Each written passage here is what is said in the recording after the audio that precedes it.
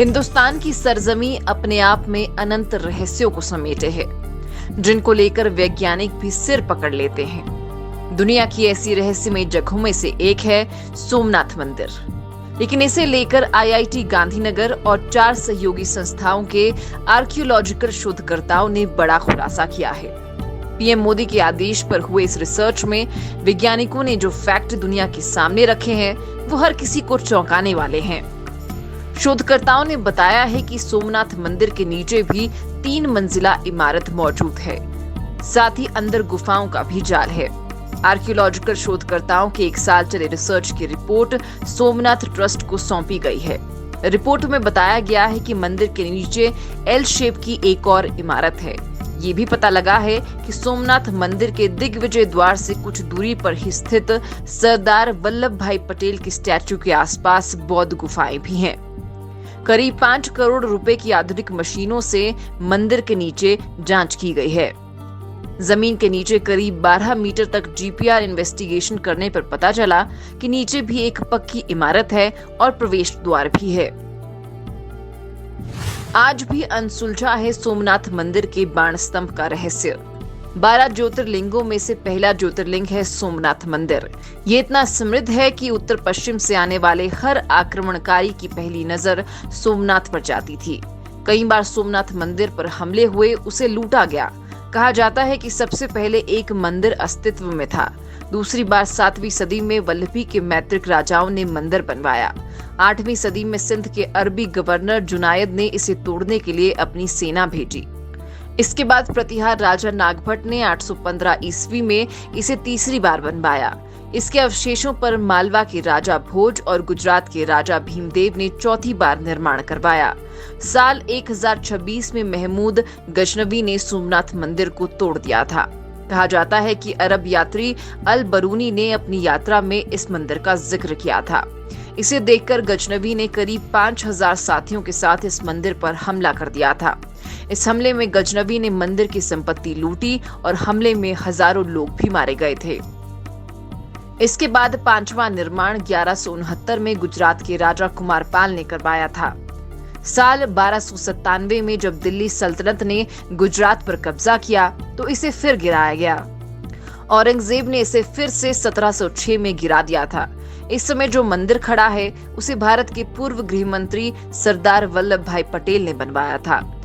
जूनागढ़ रियासत को भारत का हिस्सा बनाने के बाद तत्कालीन गृह मंत्री सरदार वल्लभ भाई पटेल ने जुलाई 1947 में सोमनाथ मंदिर को फिर से बनाने का आदेश दिया था। नया मंदिर 1951 में बनकर तैयार हुआ। इतनी संपत्ति लूटने के बाद भी हर बार सोमनाथ का शिवालय उसी वैभव के साथ खड़ा रहता था। लेकिन केवल इस वैभव के कारण ही सोमनाथ का महत्व नहीं है। सोमनाथ का मंदिर भारत के पश्चिम समुद्र तट पर है। विशाल अरब सागर रोज भगवान सोमनाथ के चरणों में विराजमान रहता है और हजारों सालों से इस अरब सागर ने कभी भी अपनी मर्यादा नहीं लांघी है।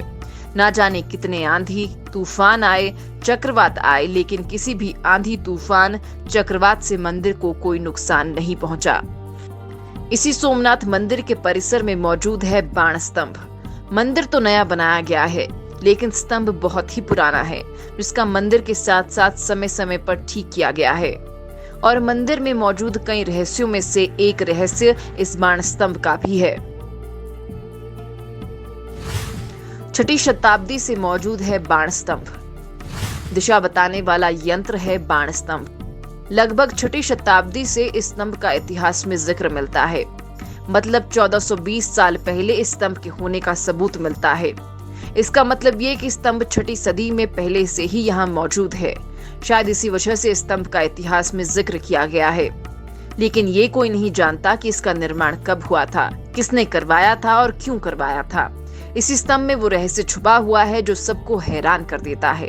जानकारों के अनुसार ये एक दिशा बताने वाला स्तंभ है, जिस पर समुद्र की ओर इशारा करता एक बाण मौजूद है और शायद इसलिए इसे बाण स्तंभ कहते हैं। इस स्तंभ पर लिखा है आसमुद्रांत दक्षिण ध्रुव प्रयत अबाधित ज्योतिर्मार्ग, जिसका मतलब होता है इस समुद्र के अंत तक से दक्षिण ध्रुव तक बिना किसी रुकावट के एक रास्ता है। मतलब ये कि समुद्र के इस बिंदु से दक्षिण ध्रुव तक सीधी रेखा में एक भी रुकावट नहीं है। इसका मतलब ये है कि समुद्र के रास्ते में कोई टापू या द्वीप नहीं है। आसान भाषा में समझा जाए तो सोमनाथ मंदिर के उस बिंदु से लेकर दक्षिण ध्रुव तक मतलब अंटार्कटिका तक एक सीधी रेखा खींची जाए तो बीच में एक भी टापू नहीं आता है। हालांकि श्लोक में भूखंड का जिक्र नहीं है, लेकिन बिना रुकावट के समुद्र के रास्ते का मतलब ये कि बीच में कोई भी पहाड़ का नहीं होना है। अब जरा ये सोचिए कि उस जमीन में ना तो हवाई जहाज था और ना ही ड्रोन। तब किस तरह से इस बात का पता लगाया गया होगा कि इस समुद्री रास्ते में अंटार्कटिका तक कोई टापू नहीं है? ये एक रहस्य है।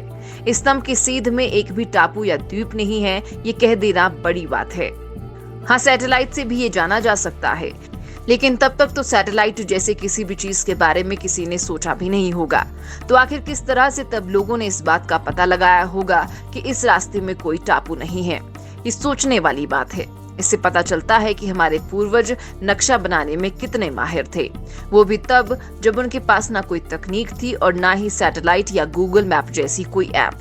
लेकिन धरती का पहला नक्शा बनाने का श्रेय ग्रीक वैज्ञानिक एनेक्सिमेंडर को दिया गया है। लेकिन ये नक्शा पूरा नहीं था, क्योंकि उस नक्शे में उत्तर और दक्षिण ध्रुव नदारद थे। नक्शे में वही जमीन दिखाई गई थी जहां इंसानों की आबादी मौजूद थी, जबकि दुनिया का वास्तविक नक्शा तो हेनरिक्स मार्टलेस ने 1490 के आसपास बनाया था, यानी कि इस स्तंभ के बनाने के कई साल बाद। कुछ लोगों का मानना है कि जब ये स्तंभ लगाया गया था तब निशिकत ही छोटा या बड़ा किसी भी तरह का कोई टापू मौजूद नहीं था। लेकिन वक्त के साथ प्रकृति और भूगोल बदला है तो थोड़ा बहुत हेरफेर जरूर हुआ होगा। लेकिन फिर भी ये सबसे बड़ी बात है कि उस दौर के खगोलविदों को ये जानकारी जरूर थी कि दक्षिणी ध्रुव किधर है और धरती गोल है, और इसी वजह से वो ये बताने में कामयाब रहे कि सोमनाथ मंदिर से सीधा बिना रुकावट के समुद्री रास्ता दक्षिणी ध्रुव की तरफ जाता है। हालांकि ये एक रहस्य है कि वो कौन सी तकनीक थी जिसकी मदद से उस समय ये जानने में आसानी हुई। अब दक्षिणी ध्रुव से भारत के पश्चिमी तट पर बिना किसी रुकावट के जिस जगह पर सीधी रेखा मिलती है वहां ज्योतिर्लिंग स्थापित है, जिसे भारत के 12 ज्योतिर्लिंगों में पहला माना जाता है। ऐसे में बाण स्तंभ पर लिखे श्लोक की आखिरी लाइन अबाधित ज्योतिर्मार्ग भी किसी रहस्य की तरह ही है, क्योंकि अबाधित और मार्ग तो समझ में आता है, लेकिन ज्योतिर्मार्ग क्या है ये समझ से बिल्कुल परे है। ये बात वैज्ञानिकों के लिए भी रहस्य बनी हुई है। पृथ्वी गोल है, इस बात की खोज यूरोप के कुछ वैज्ञानिकों ने की थी, लेकिन भारत में ये जानकारी बहुत पुराने समय से थी, जिसके प्रमाण भी मिलते हैं।